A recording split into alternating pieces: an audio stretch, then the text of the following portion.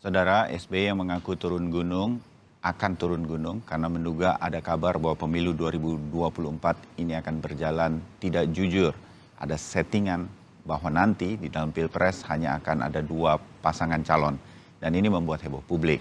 Sementara PD Perjuangan sebagai parpol pendukung pemerintah saat ini bereaksi dan meminta SBY untuk tidak membuat publik gaduh dengan dugaan yang berujung fitnah. Benarkah dugaan SBY tersebut? Apakah ini strategi politik dari Demokrat dan SBY? Pagi ini kita akan membahasnya dengan sejumlah narasumber yang hadir secara daring untuk Sapa Indonesia Pagi.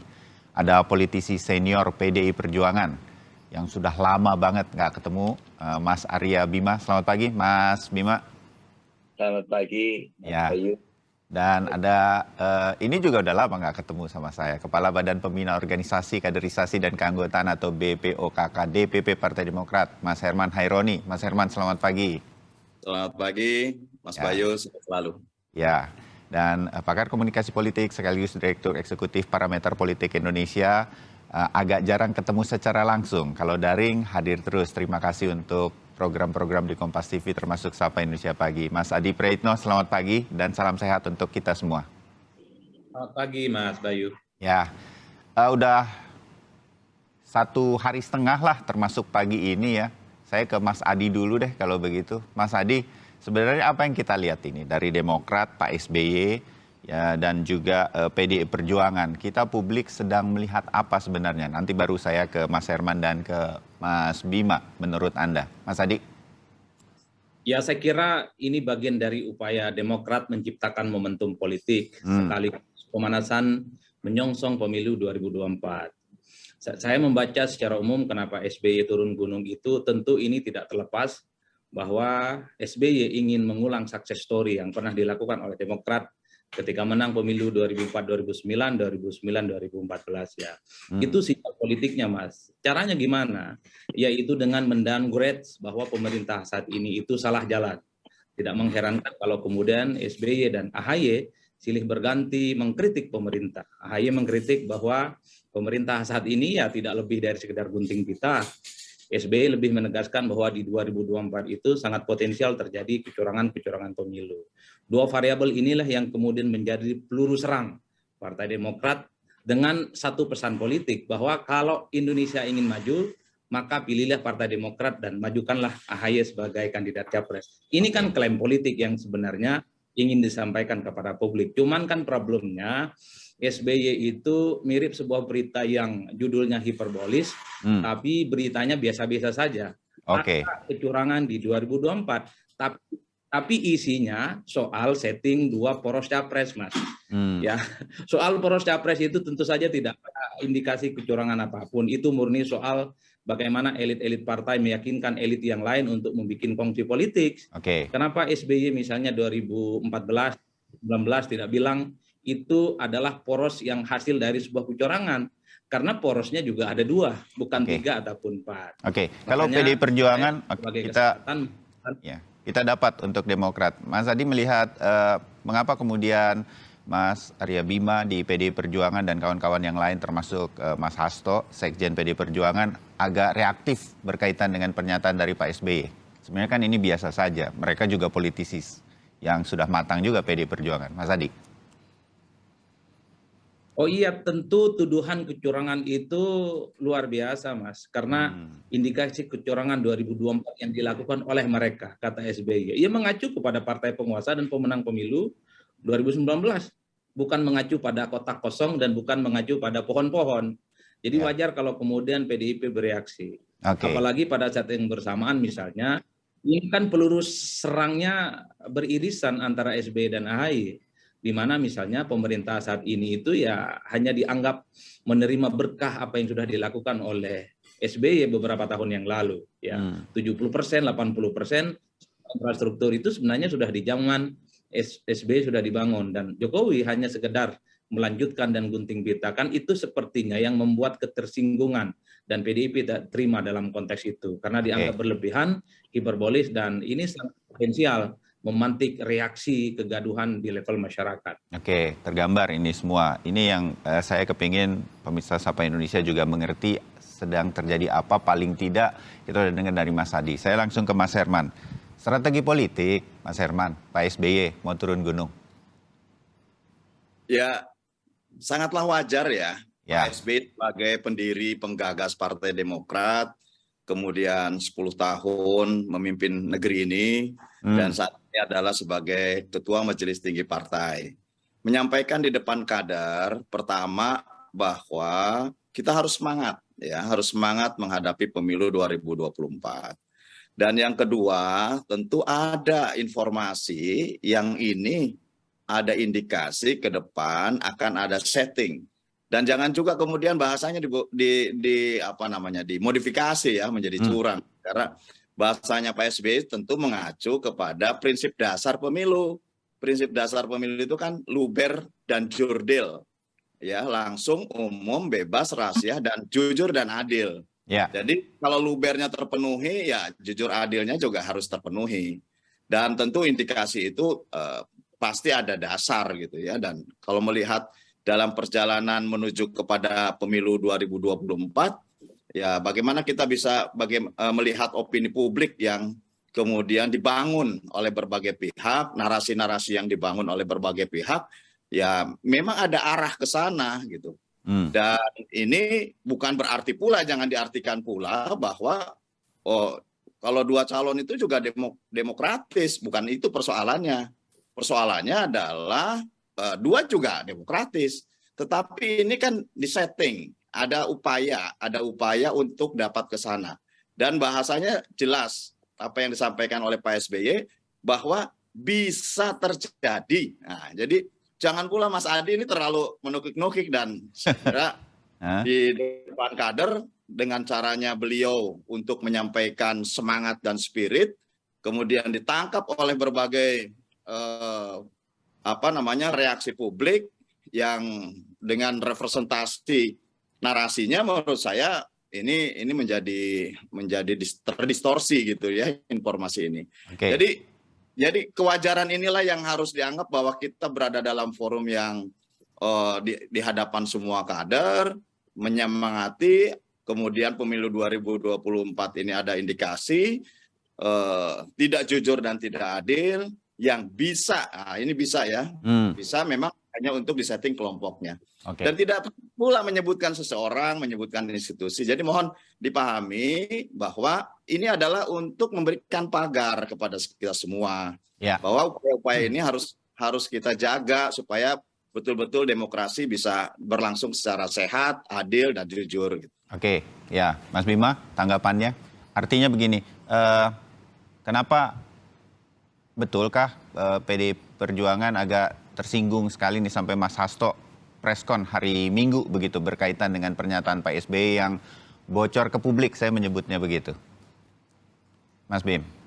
Oh iya. Ya kalau turun gunung ya saya kira wajar. Silakan ya. Pak SBY mau naik gunung atau mau turun gunung, dia punya banyak waktu.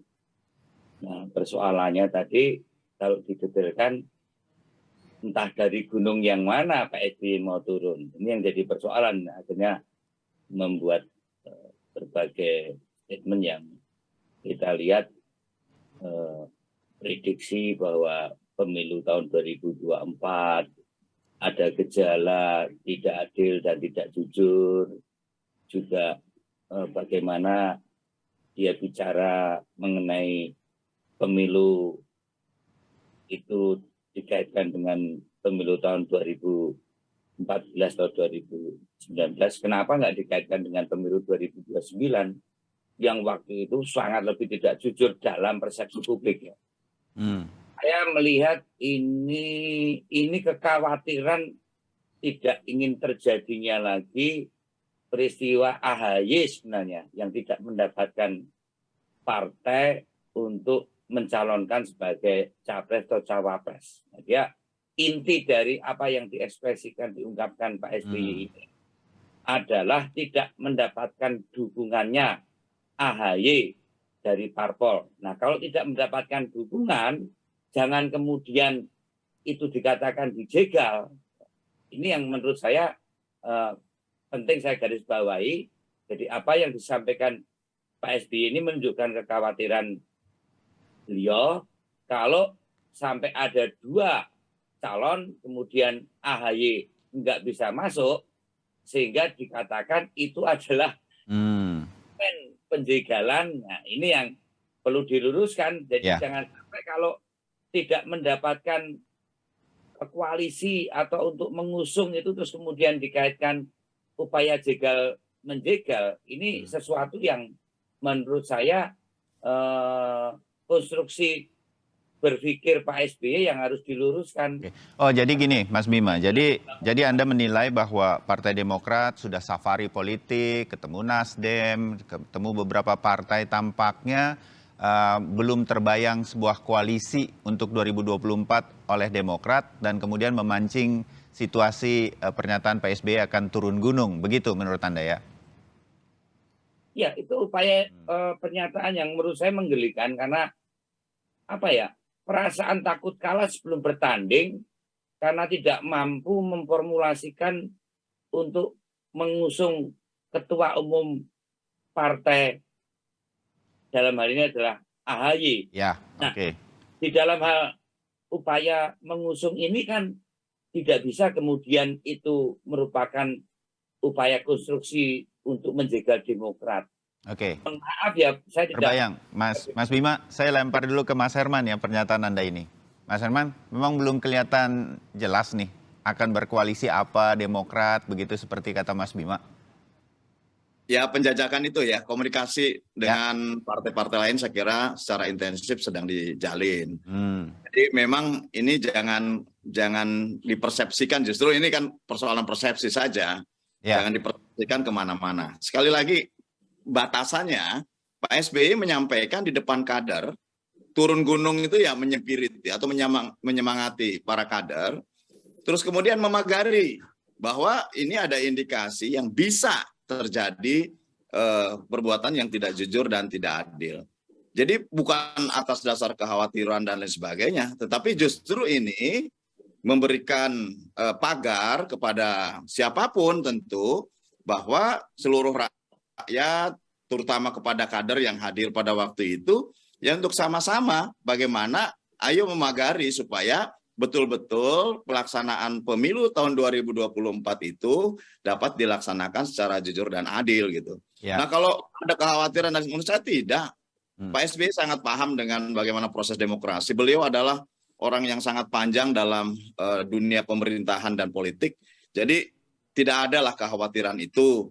Hanya wajarlah sebagai seorang yang pernah memimpin negara, tahu bagaimana sistem pemerintahan, dan tentu pernah mengalami berbagai fase di dalam era, ya ada era Orde Lama, Orde Baru, dan kita masuk dalam fase era reformasi, yang tentu ini adalah analisa internal yang kemudian ini disampaikan dalam narasi yang menurut saya tidak ada tadi menggelikan. Pak Herman, itu wajar lah.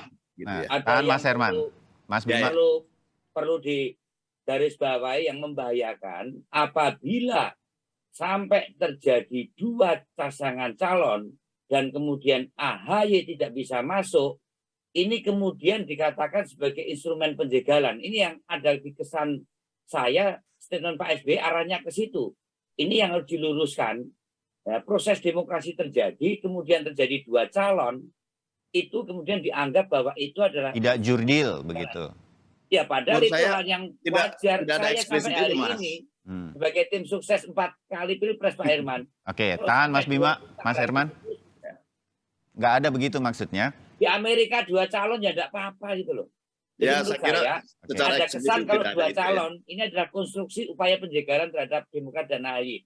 Ya. Ini yang saya tangkap Pak Herman. Oke, baik Mas Herman. Ya, persepsi kita pahami lah Mas Bayu ya. Persepsi siapapun kita pahami, termasuk pernyataan Hasto, pernyataan Mas Bima. Saya kira kami memahami persepsi itu gitu. Tetapi menurut saya ya kalau kita cerna dengan jernih, Pak SBY sedang membuat semangat dan pagar rambu-rambu agar betul-betul pemilu ke depan ini menjadi pestanya rakyat, menjadi hajatannya rakyat. Tidak boleh ada kebatilan di dalam proses pemilu. Siapapun, tidak menyebut nama kok. Tidak menyebut nama, tidak menuduh siapapun.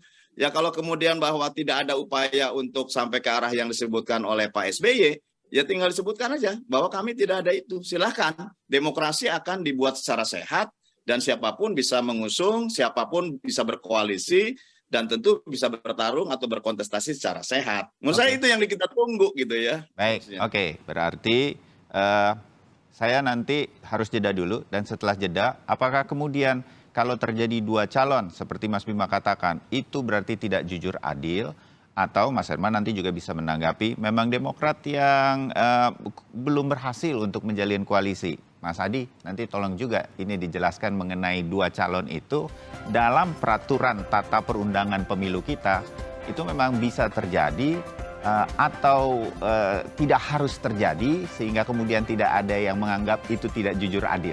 Setelah jeda, tetap bersama kami di Sapa Indonesia Pagi. Kita sambung, saudara, dialog Sapa Indonesia Pagi berkaitan dengan politik nasional. Saya meyakini ini menjelang Pilpres serentak 2024. SBY menyatakan akan turun gunung, karena Pilpres 2024 ada potensi ada yang tidak akan terjadi secara jurdil atau jujur dan adil. Masih ada Arya Bima, politisi senior PD Perjuangan. Kemudian ada Herman Haironi, politisi dari DPP Partai Demokrat, dan juga Adi Praitno, pengamat politik, Direktur Eksekutif Parameter Politik Indonesia. Bung Adi, kita mulai mengerucut nih, kita mulai mengerti akhir pekan kemarin ada Pak SBY menyatakan ini, PD Perjuangan kemudian meresponnya. Situasinya sekarang mulai mengerucut menurut saya nih sebagai teman-temannya Mas Bima dan juga Mas Herman. Ujung-ujungnya Pilpres 2024 yang mungkin saja kita bolak-balik nih. Kebetulan Mas Bima dan Mas Herman, saya sama Mas Adi Praitno bolak-balik sebetulnya sudah nebak-nebak gitu. Mas Adi, 2024 2, 3, 4 calon gitu. Memang mungkin ada kecenderungan 2 atau 3 begitu. Tapi itu berkaitan dengan situasi koalisi partai politiknya yang sudah mulai ada arah-arahnya. Benar nggak Mas Adi? Ini memang ada kemungkinan bisa 2 kan? Tapi apakah kalau iya 2 calon berarti tidak jujur adil? Adi Praitno. Kalau melihat konfigurasi politik saat ini, maka sangat mungkin di 2024 itu ada 4 poros, Mas Bayu. Tuh, 4 poros. Oke. Jelas sudah menggenapi ambang batas Presiden 20%. Ya. 4 poros ini akan berarti bisa terbuka 4 capres-cawapres gitu? Iya, sangat mungkin. KIP itu kan bikin kongsi politik karena punya jagoan yang mereka asumsikan akan diusung di 2024. Kemudian Gerindra dengan PKB, jelas Prabowo di situ sebagai kandidat yang akan diusung. PDIP tanpa berkoalisi sekalipun juga bisa maju. Ya. Itu ada Nasdem, ada PKS, dan ada Partai Demokrat. Ini kalau kita lihat anatomi kekuatan partai politik di 2024 sangat mungkin. Cuman kan problemnya biasanya kongsi-kongsi politik itu the end of the day-nya realistis. Ya. Akan melihat kandidat-kandidat capres yang punya potensi menang. Kalau ada 2 matahari kembar misalnya, ada 2 sosok kuat yang dinilai sangat memungkinkan pertarungan untuk memenangkan, maka poros-poros itu seringkali bubar jalan. Karena akan mengerucut ke 2 matahari itu saja ya kan? Kira-kira begitu. Kecuali nanti di 2024 mataharinya ada 3 ataupun ada 4, poros-poros ini akan bertahan. Karena ujung-ujungnya dari koalisi itu tentu untuk menang, bukan hanya sebatas koalisi ingin melengkapi pesta demokrasi elektoral 5 tahunan ya. Dalam konteks itu saya kira memang cukup relevan membaca apa yang disampaikan Pak SBY bahwa ada kekhawatiran Pak AHY itu nggak bisa maju kalau ada 2 poros karena bisa disapu bersih misalnya oleh koalisional kubu pemerintah saat ini. Makanya kalau kita melihat kecenderungan misalnya Demokrat, PKS, dan Nasdem belakangan konon sudah membentuk tim kecil ya untuk menjaring bahwa mereka soal berkoalisi di 2024. Tinggal dikonkretkan saja dan tidak perlu menuduh bahwa kalau ada 2 poros itu misalnya anti demokrasi dan tidak jujur dan tidak adil.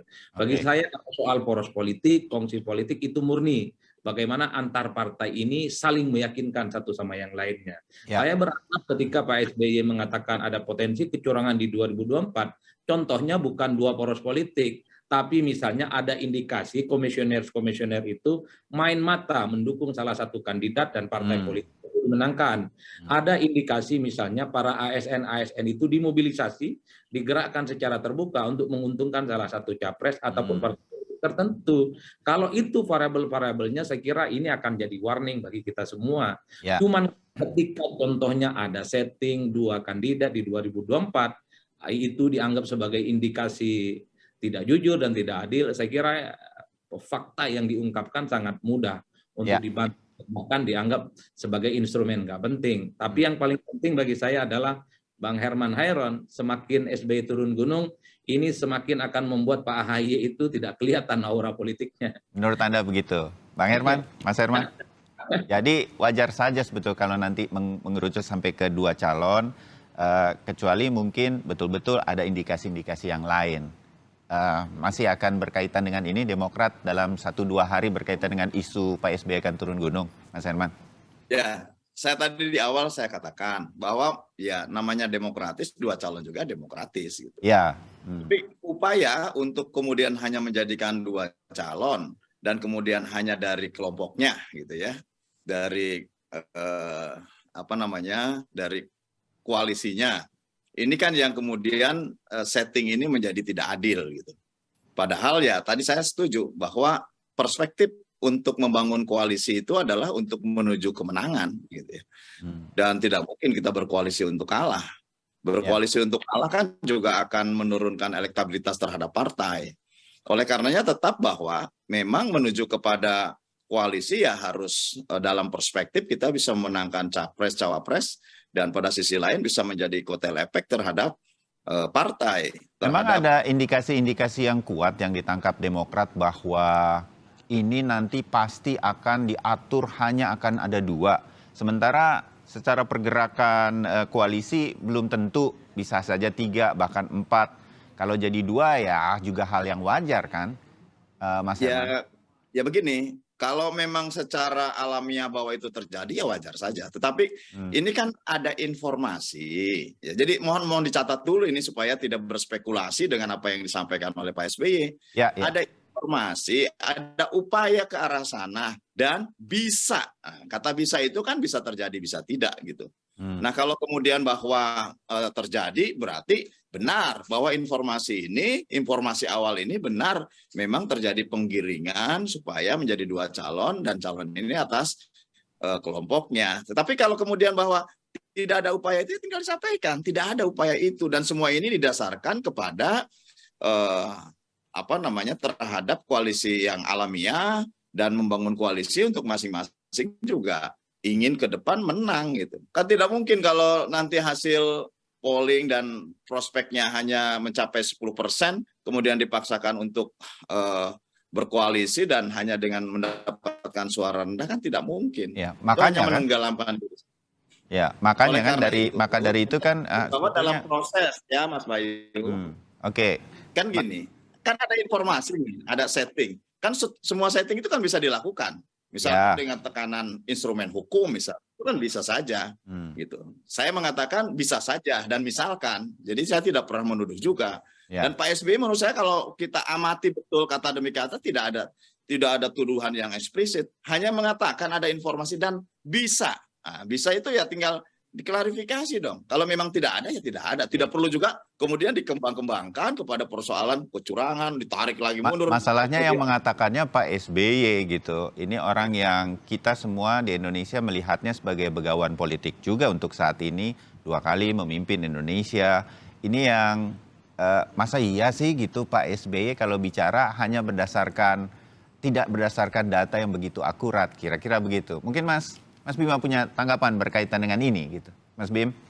Artinya supaya kita juga mengerti dari Mas Adi juga dan Demokrat juga mengerti bahwa sebetulnya bisa terjadi loh 2 calon dan itu demokratis dalam situasi politik dan undang-undang pemilu sekarang, Mas Bim. Loh, bukan terjadi. Konstitusi itu mau calonnya 1000, mau calonnya 100, mau calonnya 4 atau 2.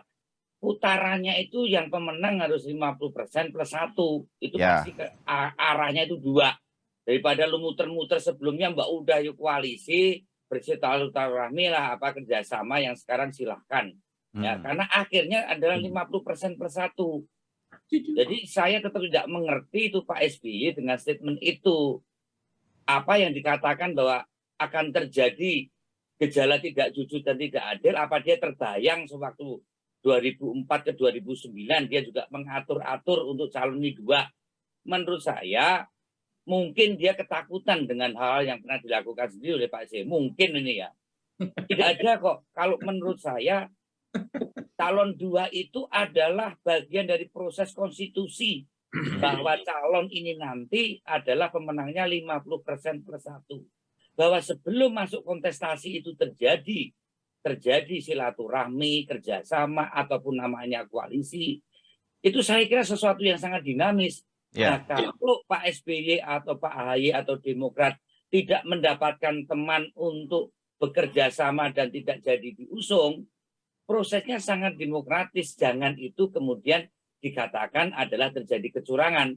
Jadi menurut saya ini hanya upaya pencitraan beliau yang sering sekali dilakukan dalam rangka strategi untuk mendapatkan persepsi publik seolah-olah didolimi, kemudian posisi play victim semacam inilah yang sering dilakukan oleh Pak SBY dalam rangka bermain untuk mendapatkan skenario untuk elektoral. Tidak ada yang namanya Pak Jokowi, Bu Mega sangat beda dengan Pak SBY. Dia tidak pernah mengatur-atur.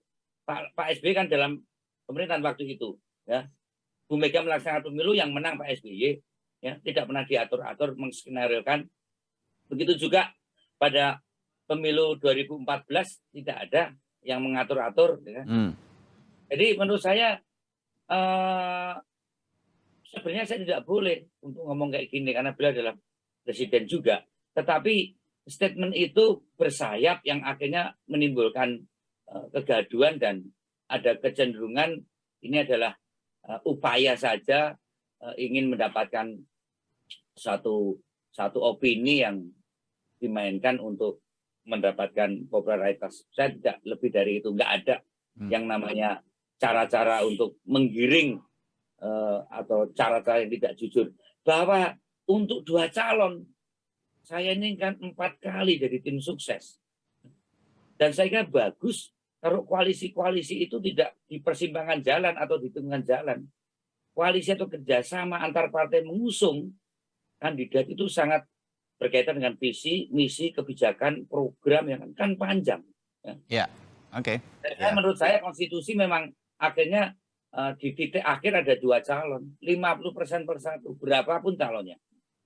Ya, oke. Mas Herman, tanggapan ini strategi sekali lagi dari Demokrat dan Pak SBY?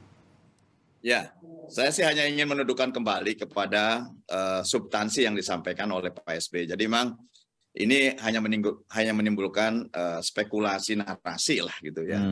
Dan saya kira juga tidak menuduh gitu, tidak menuduh. Wajar sebagai seorang yang pernah sangat berpengalaman panjang di bidang politik, memimpin negara, kemudian tahu proses-proses, apalagi mendapatkan informasi kan ini kan belum terbukti. Yang namanya informasi ini kan sebagai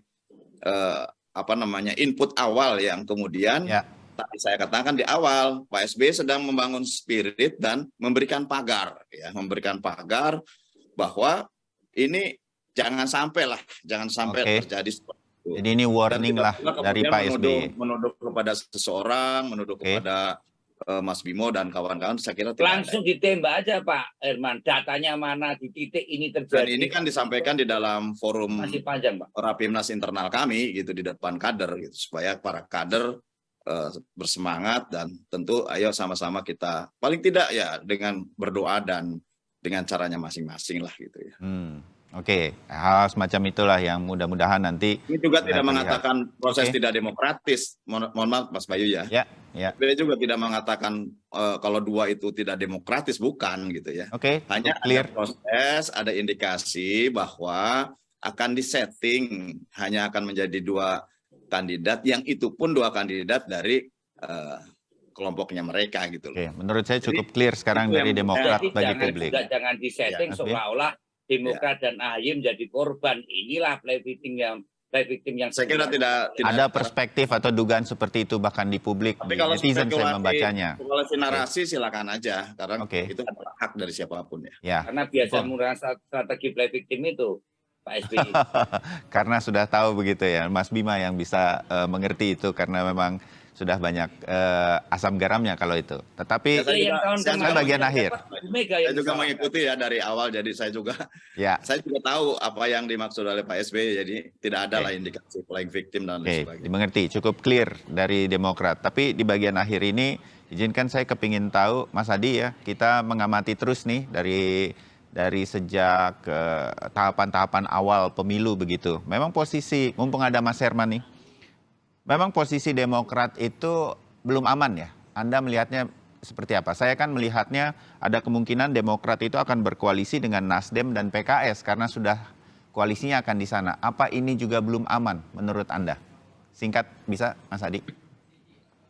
Kalau lihat chemistry-nya mestinya aman, Mas Bayu, karena Demokrat, PKS, dan Nasdem itu relatif punya irisan hati yang sama. Ingin melawan dominasi kekuatan politiknya partainya Bang Bima ini nantinya di 2024. Kalau itu terjadi, Demokrat, Nasdem, dan PKS, AHY bisa cawapres nggak minimal menurut Anda? Di situ problemnya. Ketika misalnya Anies masuk dalam radar nominasi Nasdem, kan tidak otomatis misalnya Mas Ahy akan disetujui sebagai cawapres. Ini rumit karena antar partai ini saling ngunci. Nasdem kalau ingin bisa majukan Anies tentu butuh dua partai lain. PKS mungkin bisa dirangkul otomatis, tapi Demokrat belum tentu. Karena bagi Demokrat siapapun yang mengajak koalisi harus menyertakan AHY sebagai pasangan. Kan ini rumitnya. Satu sisi Nasdem butuh Demokrat, tapi belum tentu Nasdem itu mau kalau kemudian AHY sebagai wakilnya Anies andai bisa maju. Ini kan hatinya sama, tinggal dikonkretkan, bikin poros politik. Ini kan dua sosok yang di luar koalisi pemerintah. Dan cocok hatinya tinggal dideklarasikan, siap tempur, pasang baliho besar-besar lawan kekuatan politik nanti yang katanya sudah disetting itu. Ya, kalau kemudian Mas Adi, saya pinjam pernyataan atau standpoint pagi ini dari Mas Bima, bahwa ini strategi Demokrat, strategi Pak SBY, strategi untuk mengangkat AHY menjadi cawapres dalam koalisinya. Menurut Anda ini akan berhasil atau tidak? Tergantung dinamika politik, tanpa didesain sekalipun sebenarnya, karena AHY dan Demokrat sangat menentukan di poros koalisi yang dibuat oleh Nasdem dan PKS, sangat mungkin AHY bisa maju, Mas. Karena ada kecenderungan poros Nasdem PKS ini tidak ada yang minat tuh partai-partai yang lain selain Jadi Demokrat. play the victim ini masih bisa berhasil menurut Anda? Kalau sekarang sudah enggak, Mas. Variabel orang pilih capres, variabel orang pilih partai itu satu, sering belusukan, kelihatan sederhana, apa adanya, dan sering membantu. Itu top 3 ya. Jadi kalau partainya ingin dipilih, presidennya ingin dipilih, ya 3 hal itu yang dilakukan. Bukan lagi misalnya variabel victim. Orang sekarang eranya berubah, tidak suka melodrama yang berjilid-jilid itu. Orang sukanya sekarang direct, rush hour seperti film-film di Amerika. Direct poin ya, bantu-bantu, turun ke lapangan, bantuan sosial gitu ya, memberikan sesuatu yang dibutuhkan oleh mereka. Eranya sudah berubah. Saya kira memang itulah pertarungan yang menurut saya menjadi penting. Partai capres adalah mereka yang sering kelihatan hadir di tengah masyarakat. Syukur kalau bisa bantu-bantu. Oke. Mas Herman, tanggapan sedikit di bagian akhir mumpung Anda ada di sini. Kalau iya ini menjadi sebuah strategi, hati-hati ini nanti akan kurang berhasil, kira-kira begitu. Ya, saya coba merespon sedikit dari Mas Adi tadi. Bahwa kalau semangat saya, semangat kader, ya memang semangatnya adalah AHY itu presiden. Kalau tidak presiden, ya AHY itu adalah calon wakil presiden. Itu semangat kami dan spirit kami. Nah, tetapi realitasnya ya tentu kami nanti akan sangat bergantung kepada keputusan Ketua Majelis Tinggi dan Ketua Umum. Karena di dalam ADART yang menetapkan terhadap capres-cawapres itu adalah Majelis Tinggi Partai. Nah, sehingga saya kira ini harus clear dulu di sini. Yang kedua, ya seluruh upaya pasti dilakukan oleh siapapun gitu, oleh partai-partai. Dan pasti apa yang menjadi rekomendasi penasehat politik dan pengalaman-pengalaman politik lainnya yang disampaikan kepada capres-cawapres, ya tentu itu yang akan menjadi langkah-langkah strategis ke depan, saya kira. Termasuk tadi Mas Adi Prayitno, saya kira juga itu sebagai masukan yang menjadi langkah strategis ke depan. Yang pasti bahwa realitasnya nanti ya kami serahkan kepada Majelis Tinggi Partai. Baik. Ya, artinya pagi hari ini menurut saya jelas bahwa SBY turun gunung itu bukan untuk menjadi capres lagi, udah nggak bisa juga. Jadi kira-kira kita akan menunggulah langkah-langkah dari Demokrat. Tapi kan musim hujan loh Pak. Nanti. Oh gitu ya Mas Bima. Saya terima kasih untuk wawasannya pagi ini. Mas Bima tuh. Saya senang yang hadir pagi ini adalah seorang Herman Haironi dan juga Mas Arya Bima, senior dua-duanya. Kita jadi dapat apa yang dimaksud Demokrat dan mengapa PDI cukup responsif. Ini wawasan untuk demokrasi kita menjelang 2024. Mas Adi terima kasih, Mas Herman terima kasih, Mas Bima terima kasih. Kita ketemu lagi di diskusi yang lain. Salam untuk Pak SBY, Mas Herman.